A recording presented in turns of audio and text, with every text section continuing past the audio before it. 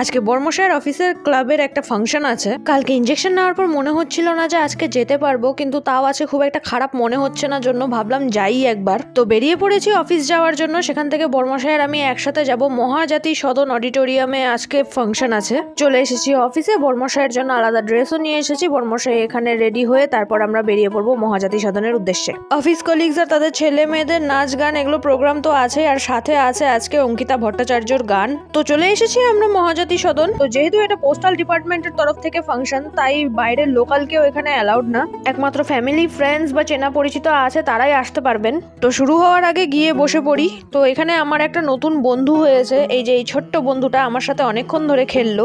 প্রথমে তো আমি ভেবেছিলাম যে আমি আসবো না, কিন্তু যেহেতু আমার গান খুব পছন্দ তাই এটা আমার একটা রিফ্রেশমেন্ট হয়ে গেল। ধীরে ধীরে পুরো ফাংশনের আমি শর্টস ভিডিও আপলোড করব। আর যেহেতু বাড়িতে এখন অনেক কাজ আছে তাই আমি নতুন ভিডিও বানাতে পারবো না, তাই এই ফাংশনেরই ভিডিও দেবো আমি।